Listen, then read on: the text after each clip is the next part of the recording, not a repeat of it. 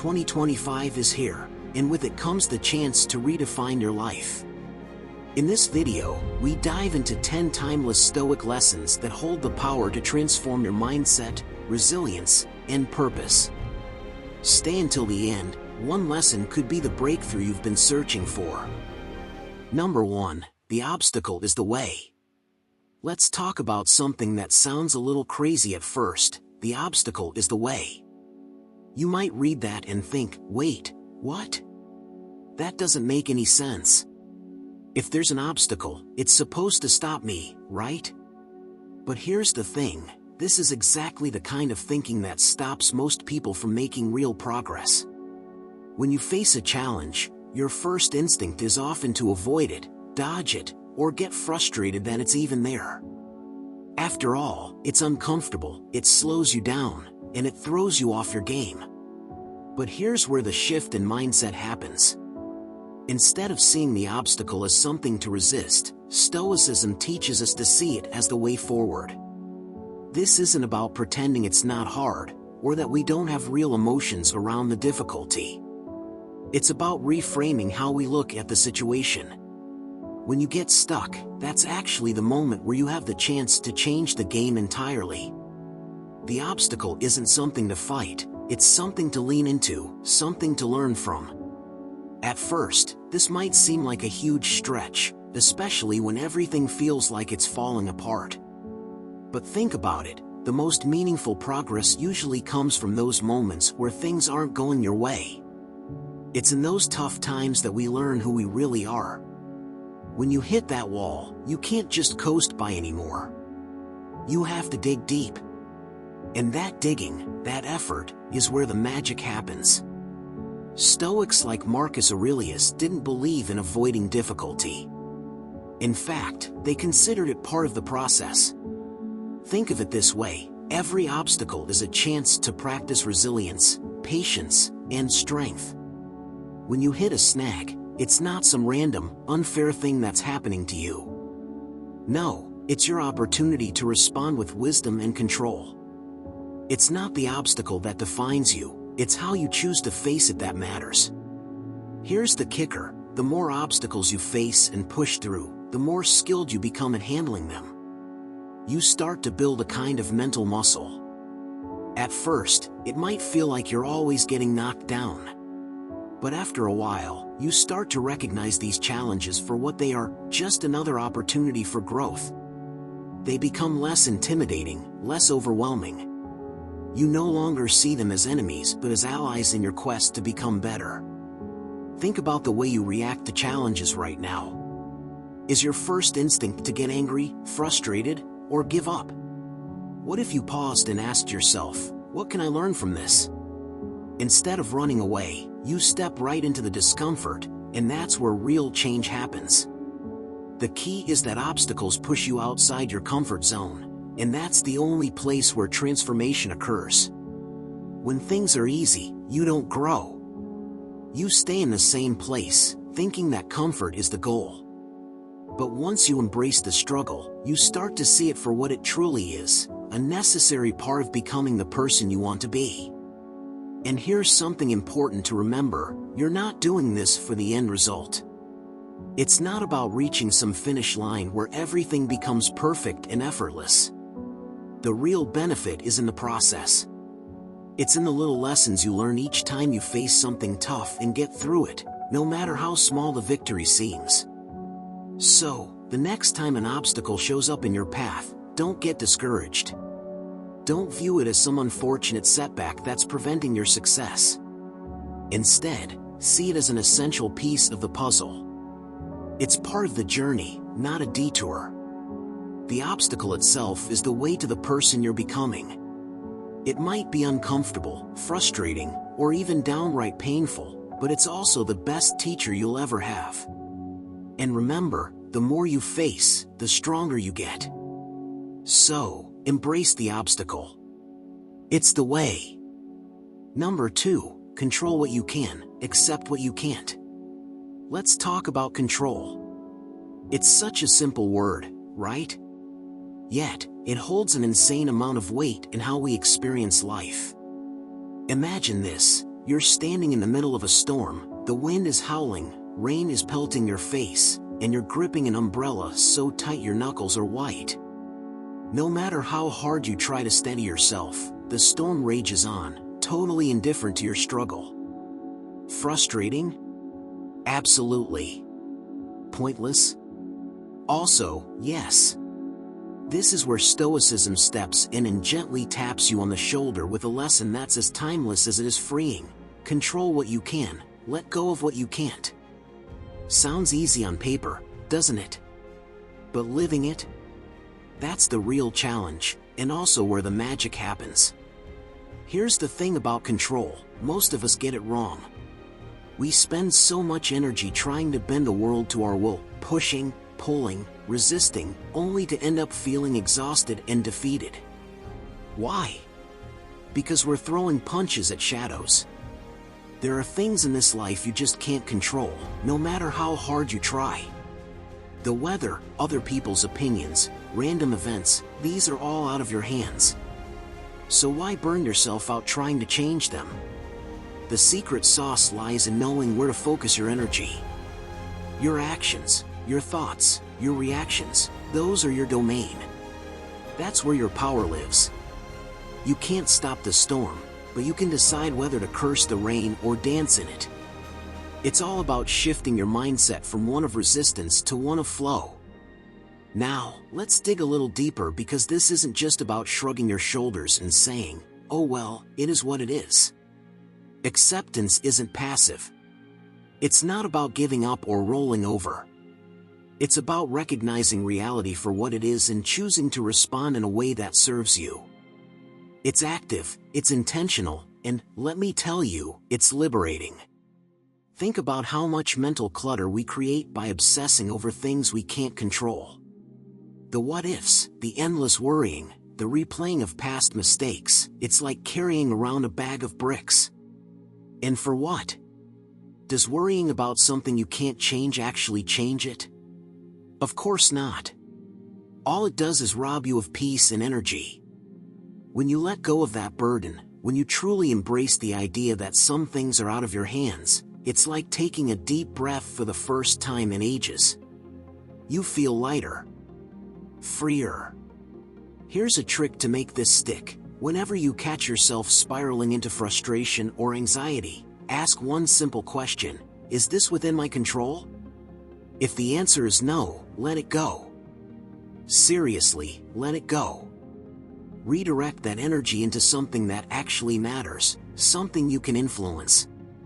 It's not always easy, but it's worth it. And the more you practice, the better you'll get at it. One more thing. Don't confuse acceptance with apathy. Accepting what you can't control doesn't mean you stop caring or striving for better. It just means you stop wasting energy on battles you're destined to lose. You learn to adapt, to focus on what truly matters.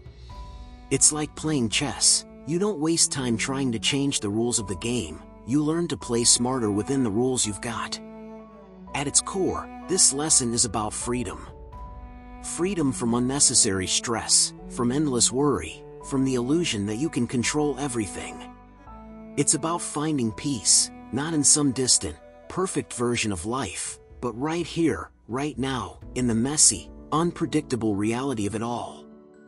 And when you do, you realize that the storm you thought was outside of you, it was never really about the storm at all. It was about the way you were holding the umbrella.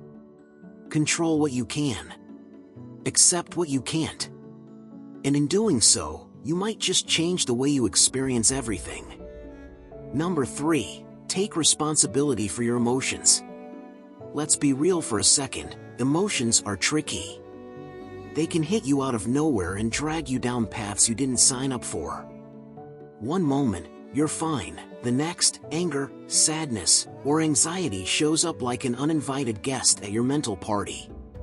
But here's the kicker: how you deal with those emotions. That's on you. Yep, you. It's easy to blame other people or circumstances for how you feel, but Stoicism challenges us to flip that script. Instead of reacting to the world, you take ownership of how you respond. Sound simple? It's not. But it's worth it. Let's break this down. Imagine emotions as waves. Some days, the ocean of your mind is calm and serene. Other days, a storm brews, and you're tossed around like a boat without an anchor. Now, you can't stop the waves. Those are life's circumstances, the unpredictable stuff that happens. What you can control is whether you flail around helplessly or learn to surf. That's the essence of taking responsibility for your emotions. It's not about suppressing them or pretending they don't exist. It's about learning how to navigate them with intention. One of the first steps? Recognize that no one has the power to make you feel anything. Sure, someone might say or do something that triggers you, but the reaction? That's your choice. It might not feel like it in the heat of the moment. Emotions can be automatic, after all. But when you pause, step back, and really observe what's happening inside, you reclaim that choice. You realize, hey, this is my mind, my reaction. I don't have to let this person or situation dictate my state of being. And let's not sugarcoat it, this isn't easy. Sometimes it feels way more satisfying to lash out, sulk, or play the victim. Those paths are tempting because they let you off the hook. If it's someone else's fault, then you're off the hook for doing the hard work of self-regulation, right? Wrong. Stoicism reminds us that the easy road often leads nowhere. Growth comes from choosing the harder, more conscious path. Now, here's a little secret. Taking responsibility for your emotions doesn't mean beating yourself up for having them. You're human, not a robot.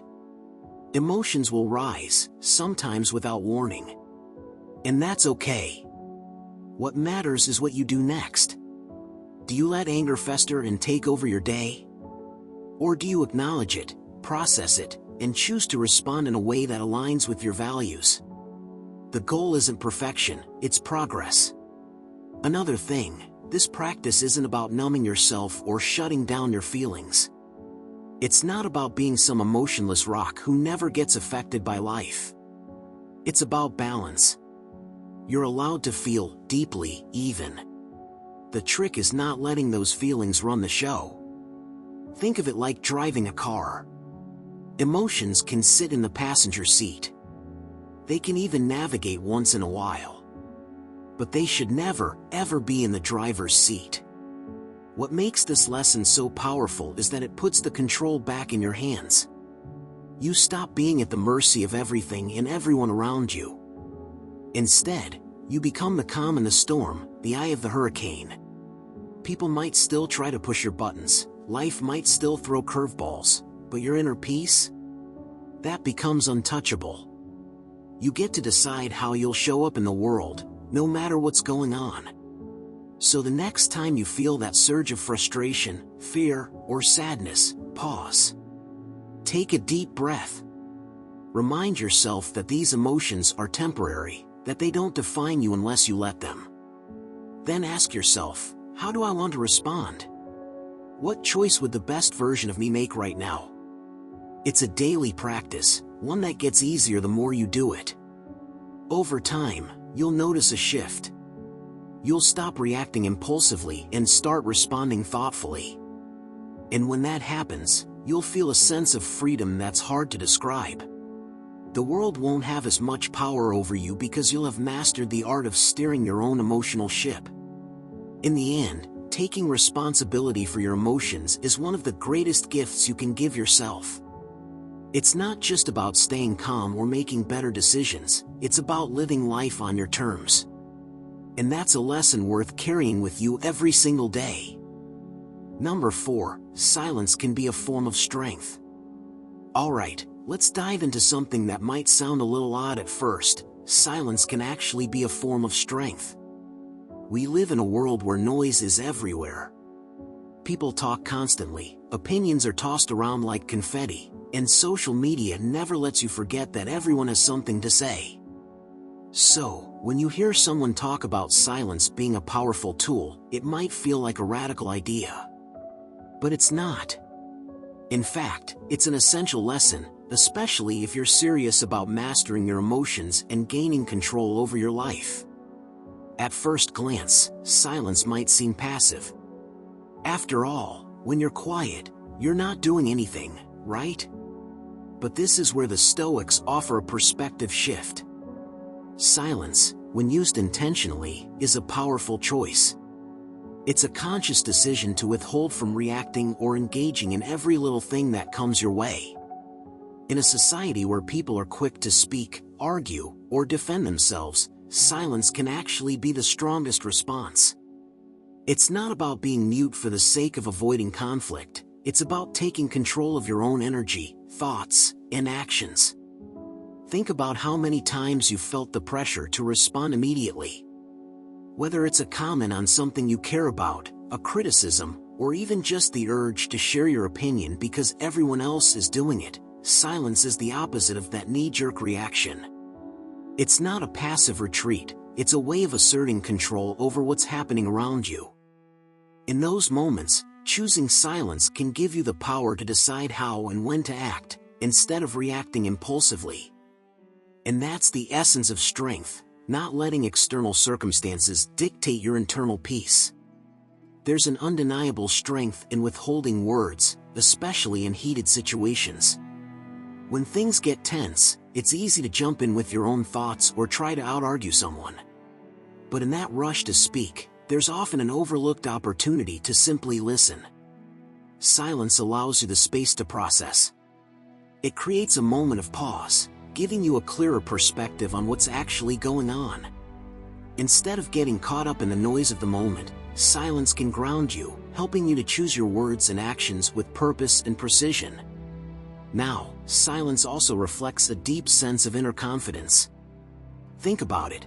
When you're not constantly filling the air with chatter, it shows that you're comfortable in your own skin. You don't need validation, you don't need to be heard, and you don't need to impress anyone. There's power in simply existing without feeling the need to speak for the sake of speaking. This confidence comes from knowing that you don't have to prove yourself to anyone. Your actions, your thoughts, and the way you carry yourself are already enough. On the other hand, speaking too much, especially without thought, often reveals insecurity. It can stem from the need to seek attention or approval. The more you talk, the more you might end up saying things that don't actually reflect who you are. Silence is a reminder that you don't need to fill every silence with noise.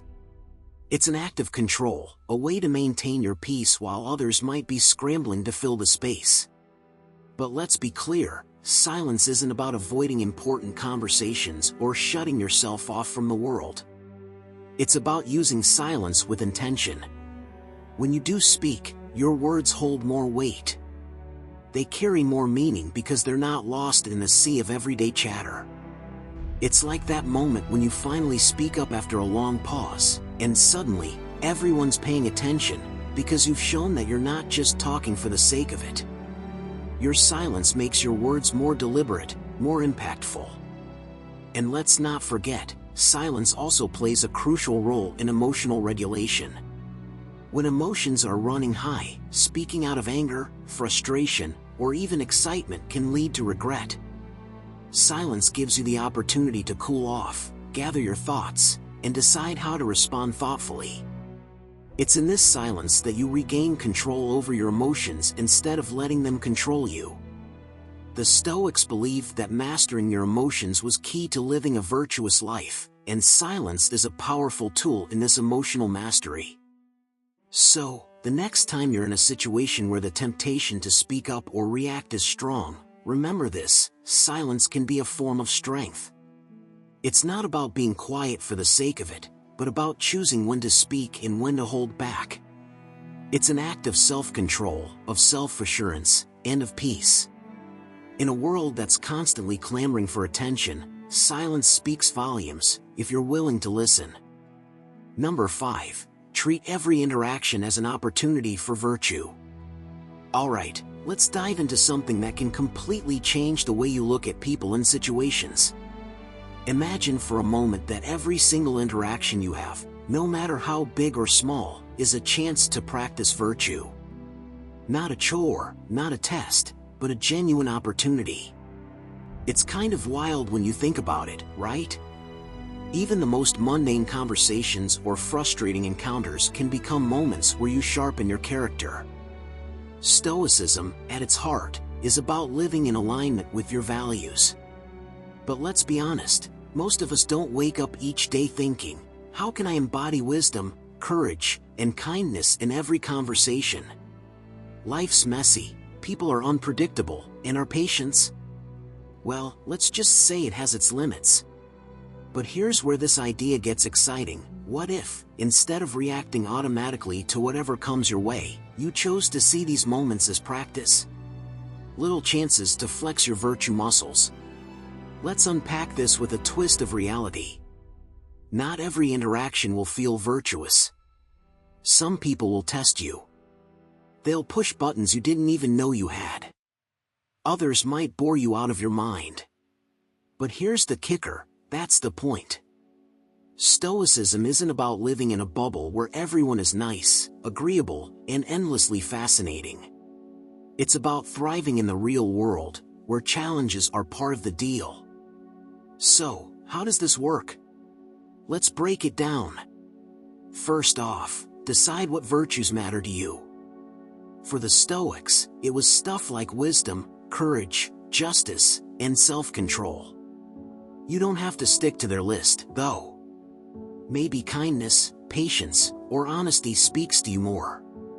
Whatever it is, carry those virtues with you into every interaction like tools in a toolkit. Now here's where it gets fun, or, let's be honest, tricky. Every interaction becomes a kind of mirror. Someone's rude? That's your chance to practice patience or kindness. A conversation feels dull? There's your opportunity to be present and engage with curiosity. Feeling defensive in an argument? Boom, here's a moment to show humility and wisdom by listening instead of snapping back. It's less about what happens and more about how you choose to show up. But let's not pretend this is easy. It's not. There will be days when you'll feel like throwing the whole idea out the window because, honestly, people can be frustrating. But that's why this is so powerful. It's in those hard moments, when you're tired, annoyed, or just over it, that you have the most to gain. Because choosing virtue then? That's like lifting a heavier weight at the gym. It makes you stronger. Another thing to keep in mind, this isn't about being perfect. You're not going to nail it every time. And that's okay. The goal isn't to become some virtue robot who always says the right thing and never gets flustered. The goal is to try. To approach each interaction with the intention of growing, even if you mess up sometimes. You know what else is cool about this? It's contagious. When you show up with integrity, patience, or kindness, it can ripple outward. People notice when someone treats them with respect or handles a tough situation with grace. You might not always see the impact, but it's there. And that's part of the beauty of living this way. It's not just about you. It's about creating a little more goodness in the world, one interaction at a time. Here's the takeaway: life is a series of moments.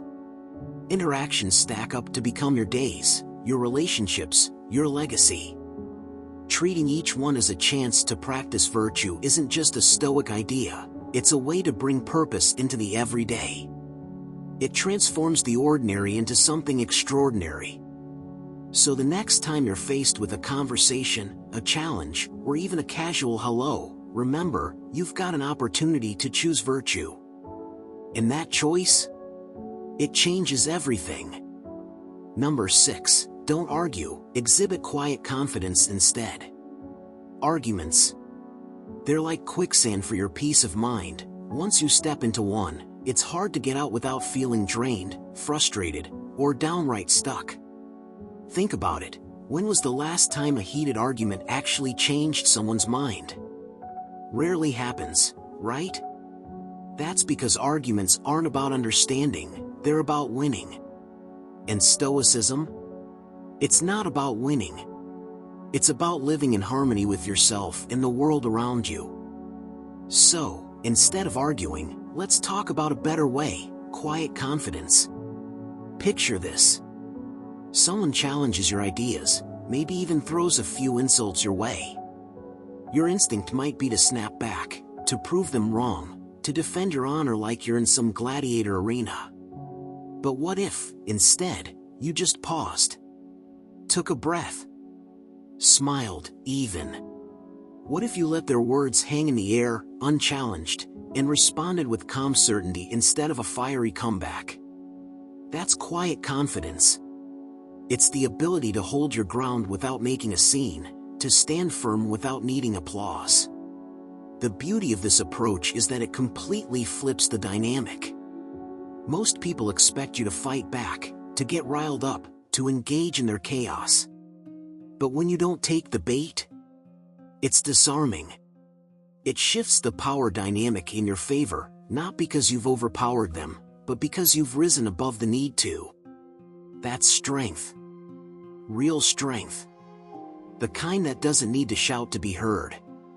Let's be clear, this doesn't mean being passive or letting people walk all over you. Quiet confidence isn't about silence for the sake of avoiding conflict, it's about choosing your battles. It's about knowing that not every opinion needs a rebuttal and not every disagreement needs to be a war. Sometimes, the most powerful thing you can do is simply let the noise pass through you, like wind through an open window. It's there, then it's gone. And you remain unshaken. Now, this doesn't mean suppressing your voice or pretending like you don't care. If something truly matters to you, speak up, but do it with intention, not emotion. There's a big difference between stating your truth calmly and getting sucked into a shouting match. When you approach a conversation with clarity and composure, your words carry more weight. People are more likely to listen because you're not adding fuel to the fire, you're extinguishing it with your presence. Here's the thing about arguments, they're usually driven by ego. It's not about the issue at hand, it's about proving you're right. But quiet confidence? It doesn't need to be right. It doesn't need validation. It knows its value, independent of external opinions. That's why it's so powerful. When you embody quiet confidence, you're not just walking away from arguments, you're rising above them. You're saying, I don't need to prove anything to you, because I'm secure in who I am. This mindset also frees up your energy. Let's face it, arguments are exhausting. They drain your mental reserves and often leave you feeling worse than before. By refusing to engage in unnecessary conflicts, you protect your inner peace. You conserve your energy for things that actually matter, things that align with your goals and values. And let's not forget the ripple effect. Your calmness has a way of diffusing tension around you. It's like an invisible shield, protecting not just you but the atmosphere of every interaction you're part of. Quiet confidence isn't about winning or losing, it's about being grounded. It's about showing up as your best self, no matter what chaos swirls around you. The next time you feel the pull of an argument, stop. Ask yourself, do I really need to engage? Or can I respond with calm assurance instead? More often than not, you'll find that silence, or a measured response, says more than any argument ever could. At its core, this isn't just a tactic, it's a way of life. It's a commitment to prioritize your peace, to choose wisdom over impulse, to embody a calm strength that speaks louder than words ever could.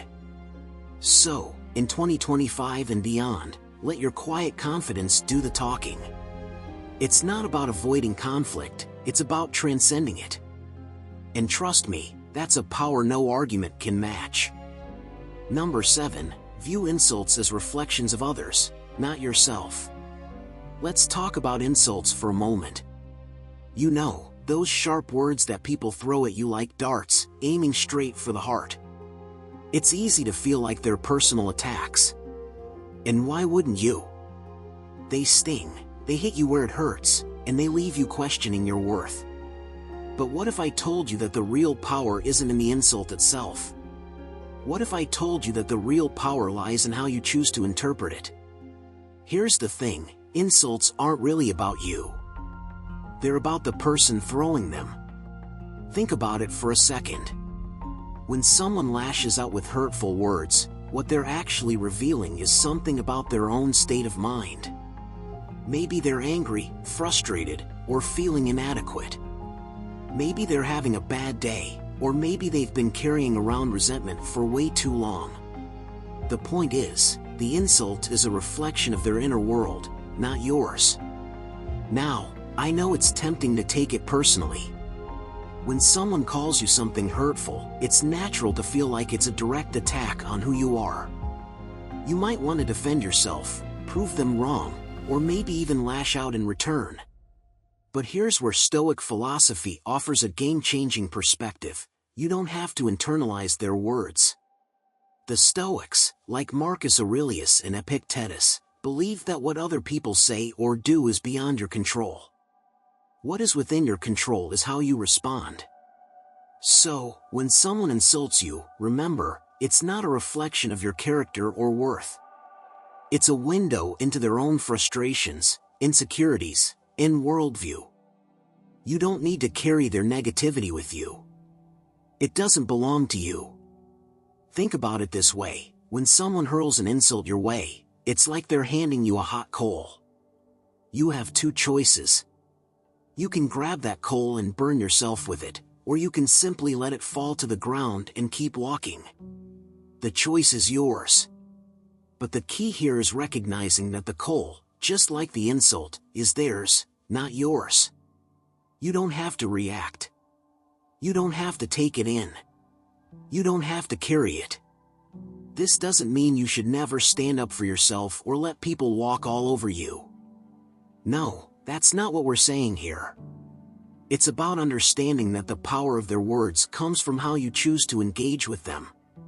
When you take an insult to heart, it means you're allowing someone else's perception of you to dictate your emotional state. But when you choose not to internalize it, you take away their power. You become the one in control. Another way to look at this is through the lens of compassion. Think about the person who's insulting you. Are they really trying to hurt you, or are they simply projecting their own struggles and frustrations? When someone insults you, they might be doing so because they're dealing with their own pain. It's like a wounded animal lashing out because it doesn't know how to heal itself. Instead of meeting their negativity with more negativity, you can choose to see their insult as a cry for help. You can choose to feel pity rather than anger. This shift in perspective doesn't mean you allow mistreatment, it just means you choose to see the person behind the words, rather than letting their words define you. The bottom line is that insults are always more about the person saying them than the person receiving them. When you understand that, you free yourself from the weight of others' judgments. You stop letting the opinions of others dictate your self-worth. And here's the kicker: the more you practice this mindset, the less power insults will have over you. You become immune to them. It doesn't mean they won't hurt, but it does mean you won't let them control your emotions or your sense of self. So the next time someone insults you, take a deep breath and remind yourself of this: it's not about you. It's about them. Let their words fall away like rainwater off a roof. Keep moving forward. And remember, the Stoics believed that our true strength lies in our ability to remain calm, composed, and unshaken in the face of external turmoil. And that includes insults. Number 8, take responsibility for your emotions. Let's be real, emotions can feel like wild, untamed beasts sometimes. One moment, you're calm and collected, the next, you're spiraling into anger, frustration, or sadness, often triggered by something completely outside your control. It's tempting to blame the world for how you feel, isn't it? That rude comment someone made. That unexpected setback. That thing that didn't go your way. But here's the hard truth the Stoics want you to face: your emotions are yours, and it's your job to own them. Yeah, I know. That sounds a little harsh, maybe even unfair. But think about it for a second. If your emotions are constantly dictated by what happens out there, then where's your power? If someone can ruin your day with a word or an event can derail your peace, aren't you basically handing over the keys to your emotional house? That doesn't sit right, does it? That's why taking responsibility for your emotions is not just important, it's a game changer. Now, let's be clear, taking responsibility doesn't mean pretending you don't feel things. You're human, not a robot. Emotions will happen. They're natural, automatic, and often intense. But here's the catch, feeling something and letting it take the wheel are two very different things. The Stoics believe that while you might not control the initial wave of emotion, you absolutely control what comes next. And that's where the magic lies. So, how do you actually do this? It starts with awareness. Most of us go through life on autopilot, reacting to things without stopping to think about why we're feeling the way we do. The next time you feel a strong emotion bubbling up, hit pause. Ask yourself, what am I feeling right now? And why? Sometimes just naming the emotion, anger, fear, jealousy, whatever, can take away some of its power. It's like shining a flashlight into a dark corner. Suddenly, the monster isn't so scary anymore. The next step is to remind yourself that your interpretation of events fuels your emotions, not the events themselves. It's not what happens, it's what you tell yourself about what happens. That's a tough pill to swallow, but it's also incredibly liberating. Why? Because it means you can choose how to interpret things. You can choose to reframe a situation, to focus on what you can learn from it, or even to let it go entirely. That choice is yours. Always. But let's be real, this isn't easy. When emotions hit, they can feel overwhelming, like a tidal wave crashing over you. In those moments, it's hard to think rationally. That's why the Stoics stressed preparation. Train yourself to see challenges, frustrations, and setbacks as opportunities to practice emotional resilience. Think of it like a mental workout. The more you do it, the stronger you get. Here's another thing, don't beat yourself up when you slip. You're going to lose your cool sometimes. You're going to get upset or frustrated or scared. That's okay. Taking responsibility doesn't mean being perfect. It just means recognizing when you've let an emotion control you, then choosing to course correct.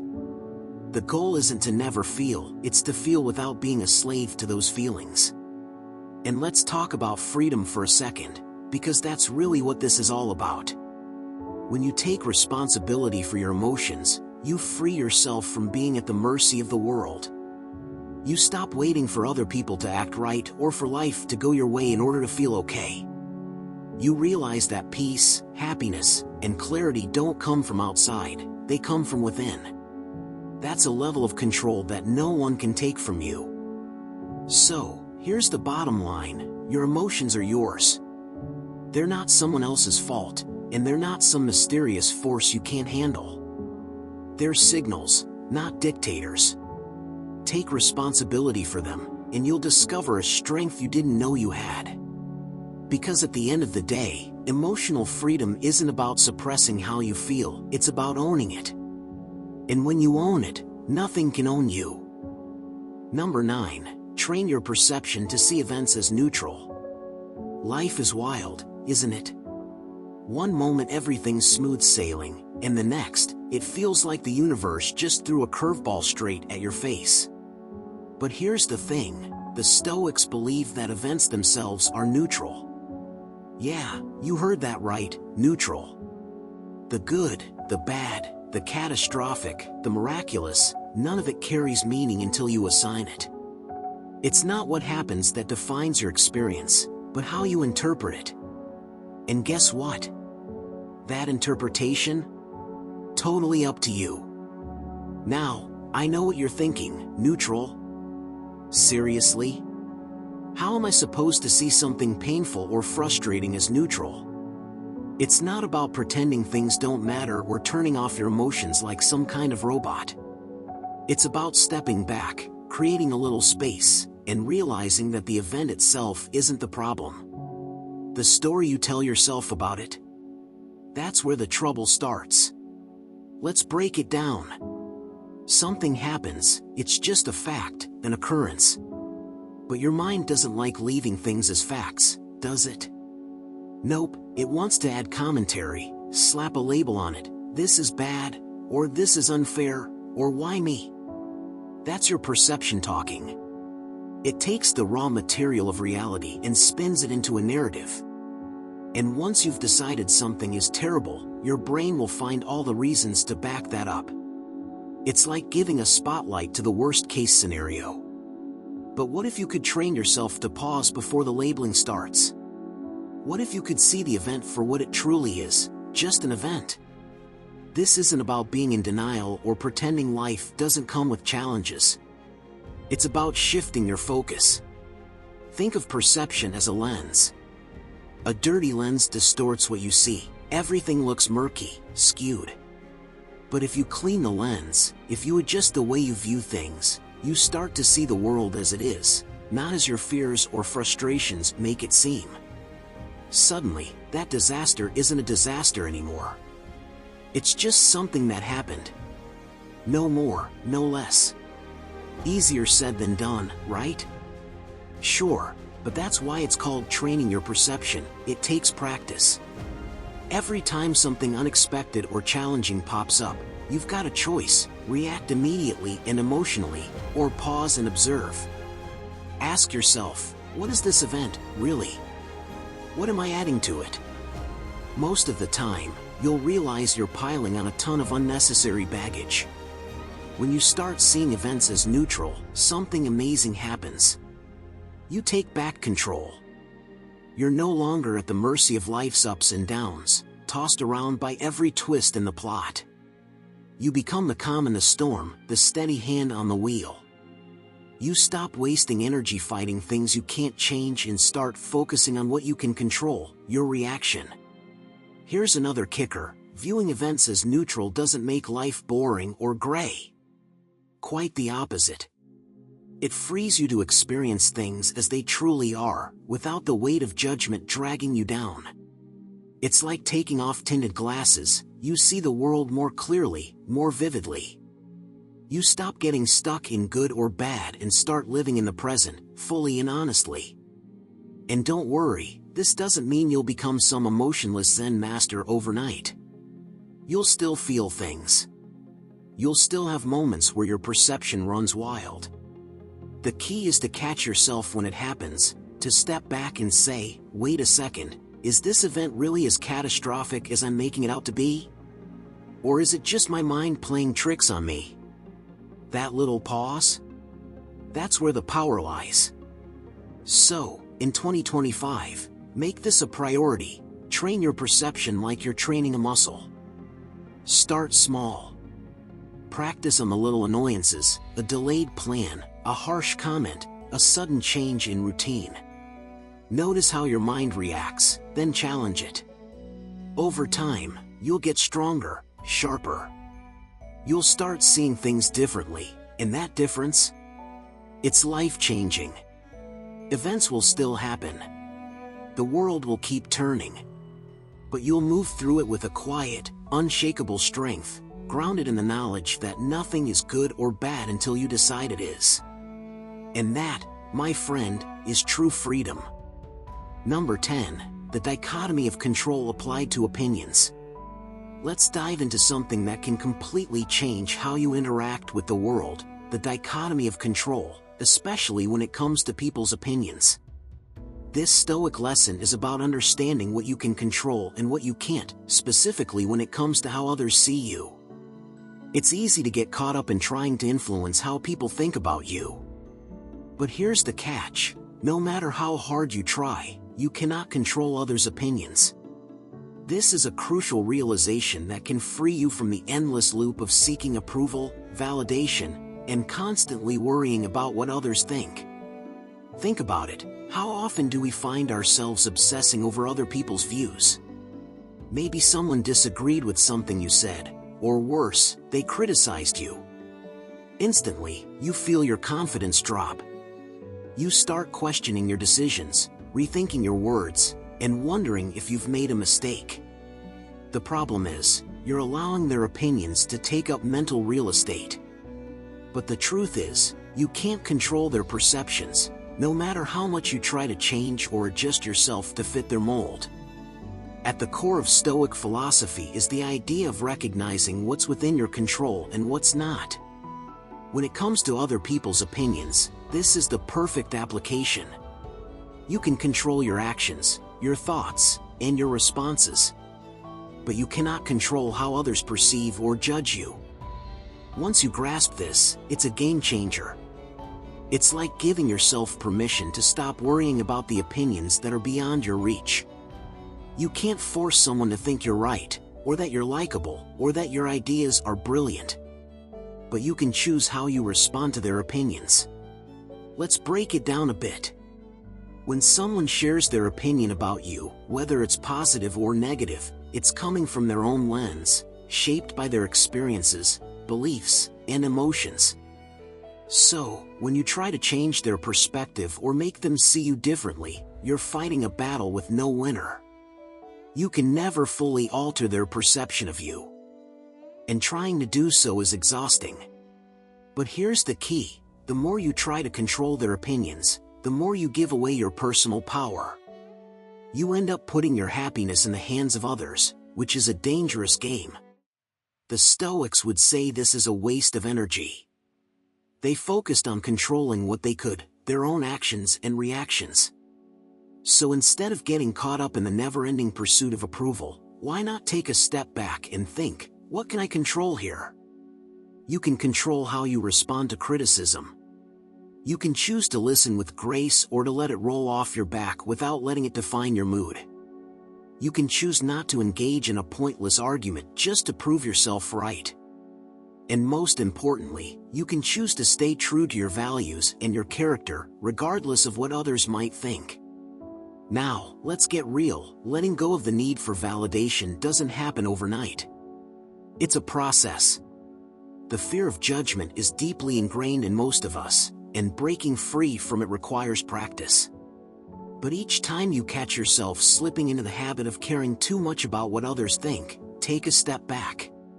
Remind yourself that their opinions are out of your control. Instead of spending your mental energy trying to change their minds, spend that energy focusing on what matters: your own growth, your actions, and your character.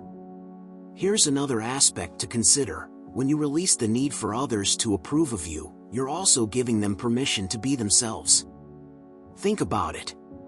If you stop worrying about impressing others or changing their opinion, it frees them to have their own views without the pressure to please you in return.